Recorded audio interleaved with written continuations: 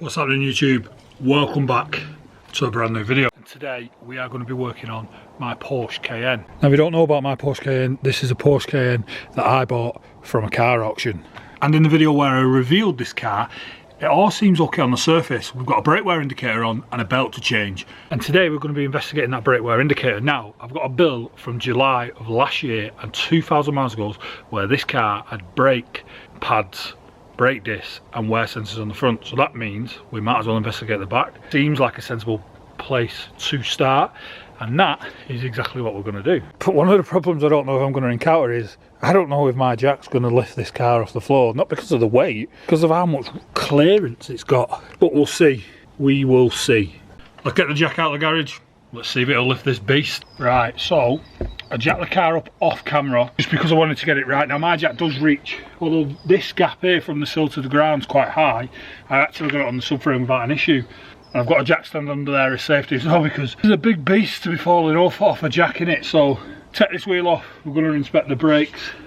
We'll see what we find. That's a great start.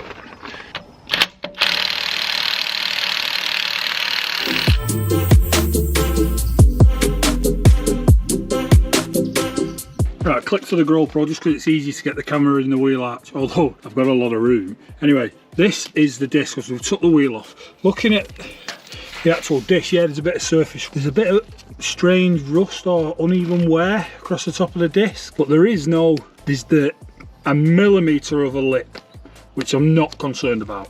Now these Cayennes have 6-pot brakes on the front and 4-pot brakes on the back. That is some stopping power, I'm sure you'll agree. So we've got a pad here and a pad there, and we've got a wear sensor either side. Now the idea with a wear sensor, for those that you don't know, the idea of a wear sensor is it sits in a groove in the pad, and as the pad wears down over years of usage and mileage, once the wear sensor touches the disc, that sparks an electronic current, and that puts the light on in the car. So that's what I'm looking for. How worn down are these brake pads?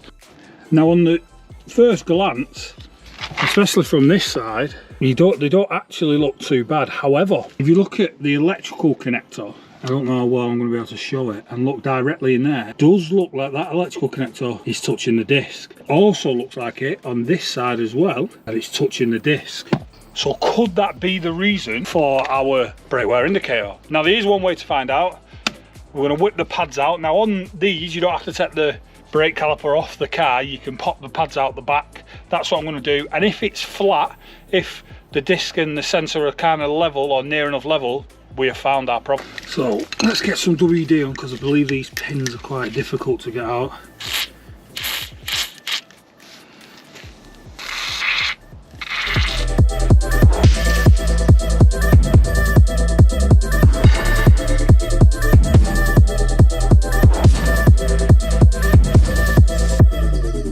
Got the pads out, and as you can see, my suspicions were wrong. There's actually, you know, they're not actually near the sensor on either brake disc. So now I'm a little bit lost. I am a little bit lost. Right, plan. I've had a think. A bit disappointed, if I'm honest, because I was hoping that I'd find that that's what's caused it. But here's my plan. This is what I'm going to do. These are our brake pads. For experimental purposes, what I'm going to do is I'm going to cut the wear sensor at these 2 wires here that go to the plug. I'm then going to join them wires together. And what that should do is that should trick the car into thinking or saying that these brake pads on this side are all perfectly fine, which they are. You can see them, there's plenty of life left in them. And then build this side back up, turn the ignition on, see if the light goes off. If it does, then we know it's this sensor. If it doesn't, then we'll do the same on the other side, see if the light goes off. And if it does, we know it's that sensor, and we just need to replace the sensors, unless we strip down the other side and we find weird and wonderful problem.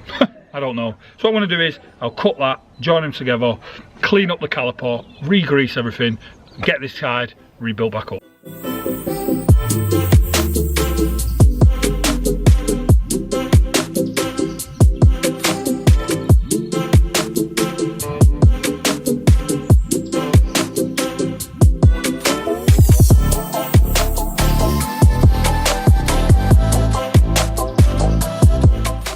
Right, so we've got our key. What I want to say about this key, hold on.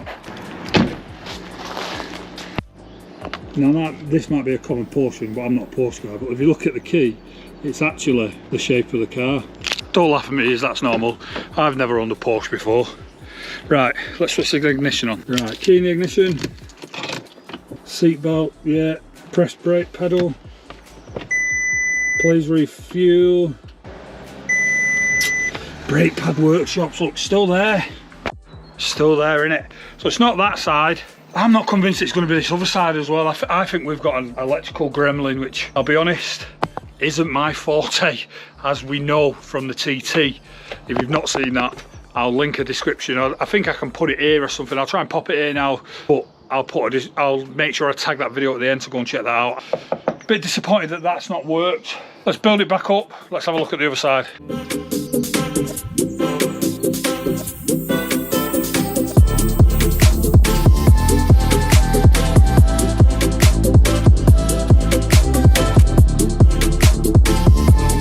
Just been putting the wheel back on, as you've seen, and listen to this.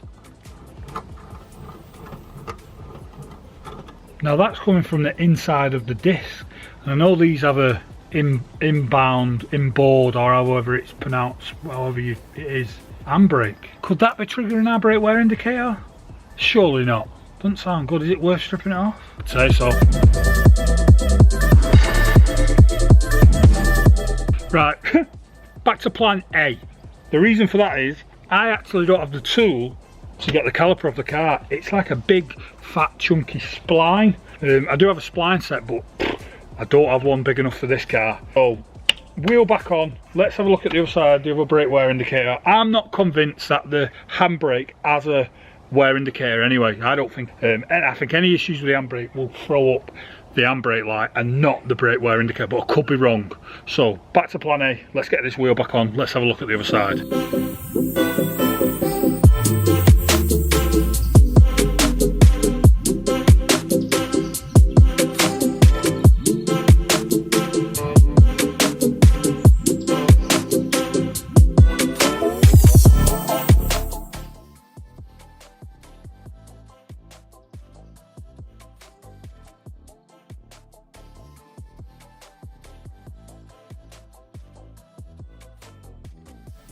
Right, wheels off, wheel is off.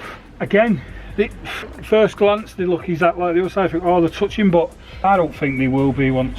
In fact, I can see that one's not touching. Yeah, and I can see that one's not touching. I don't think we even bother stripping these pads out. I think I cut the sensor, join it together, and if by some miracle that turns our light off, then we know it was this side and we strip it down, we have a look what's going on. I think that's the best course of action. So this is our brake wear indicator here. What I'm going to do is, if you just pop it out of the caliper, pull back this sheathing, all I'm going to do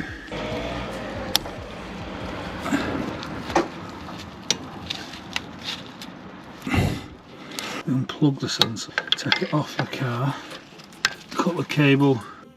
So this is what I mean, this is the sensor. Join them wires together, that should trick the system to think that everything's hunky-dory. Right, it's plugged in, that's on. Turn the ignition on. This is not going to work.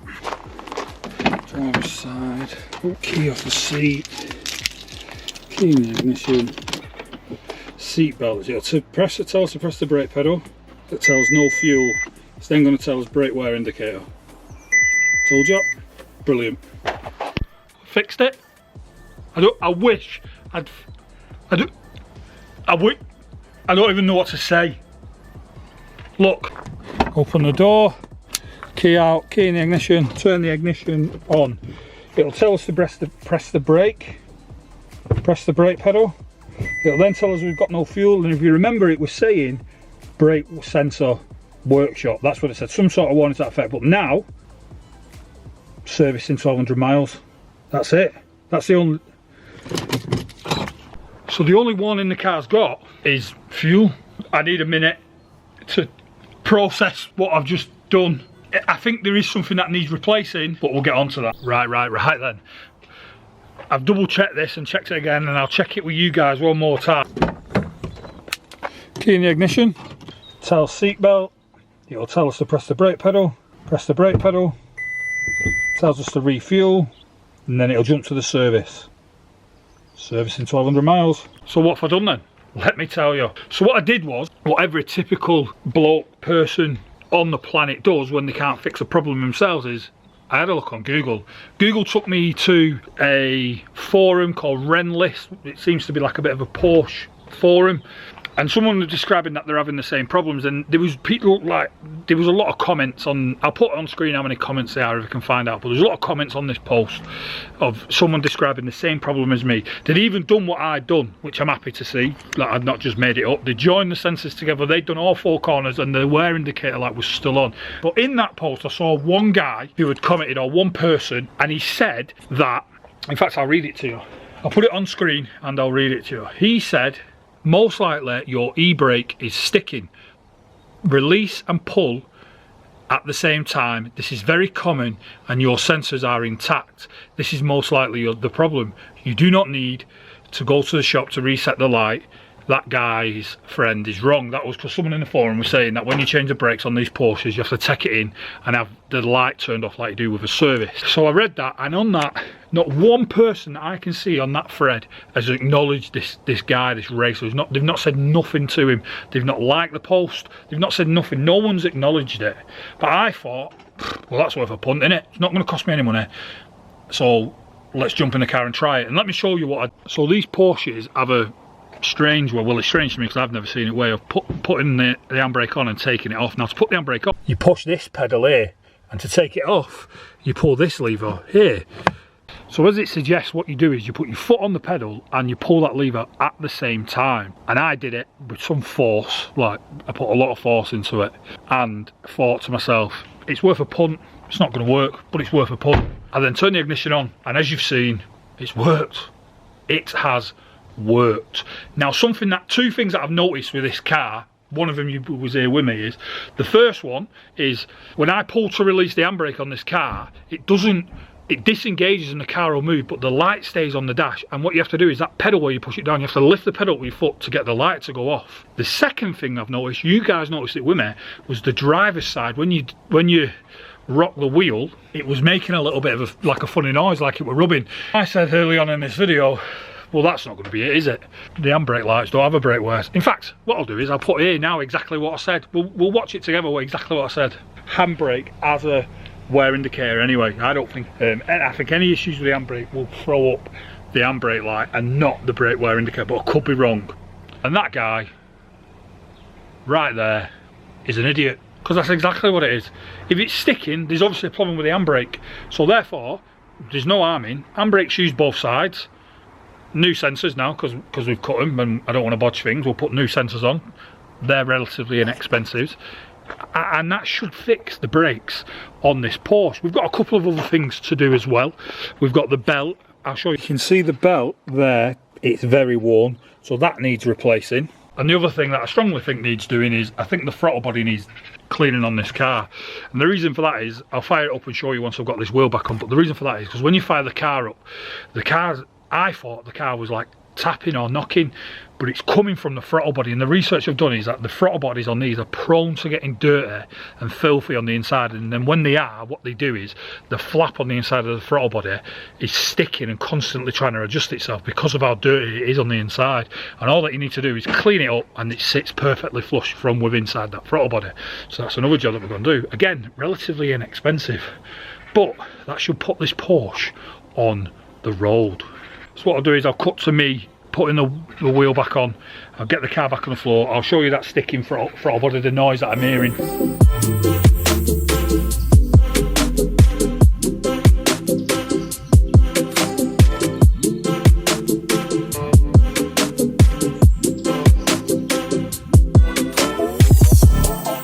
Right, I've took the engine cover off, our throttle body's here. I'm going to fire the car up, and then you'll hear it on the GoPro fire up, and you'll hear that the engine sounds sweet, and see if we can get this ticking. And if we do, like I say, I think it's a dirty throttle body. Ignition on. We've got no warning lights other than refuel. Fire it up. So no warning lights on the dash other than refuel. PCM is on, that's good, that's our traction control. So you can hear the noise, I think. I don't know if it'll pick up on camera, and it's here.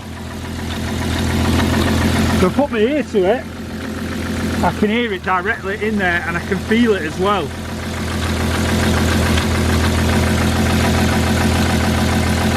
The actual rest of the engine sounds sweet other than this. So you can hear the noise I'm talking about, and as you saw when I put my ear to it, I can directly hear that noise coming from inside there. So it's got to be worth cleaning it and hoping that that's our issue. I think it is, because like I said in that It's Joe video, even a Porsche specialist said that's nothing to worry about, your throttle body's dirty. In fact, we could pop the hose off now quickly, couldn't we, and have a look. Maybe we'll have a look at it.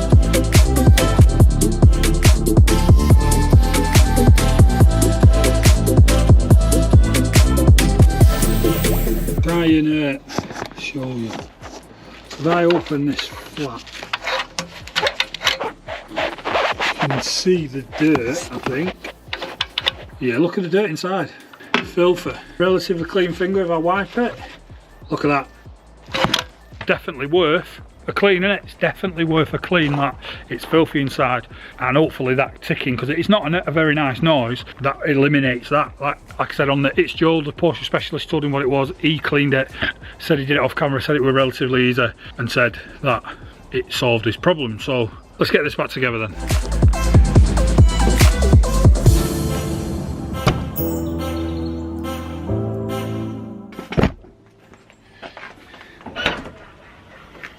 So there we go then, you join me sat in the boot of the Cayenne. Bit successful, I'm going to call this day. Today was successful. It was and it wasn't, or it was and it was. I don't know, depends how you want to look at it. It's not the discs and pads which is a positive, because that's the more expensive option to fix.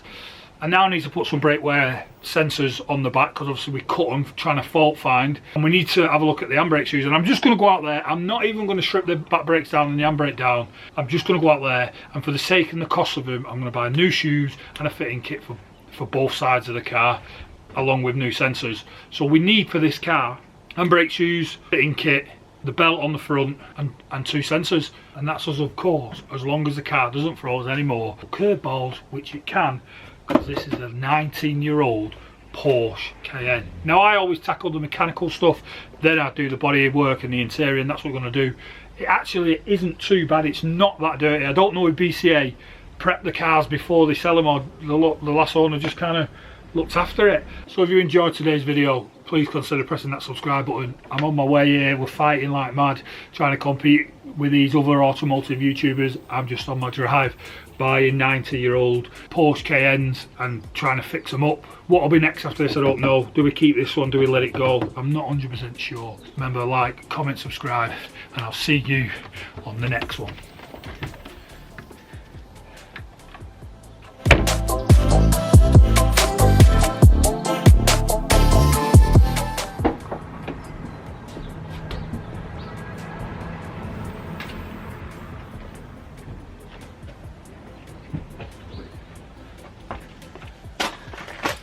That were the best idea I've ever had.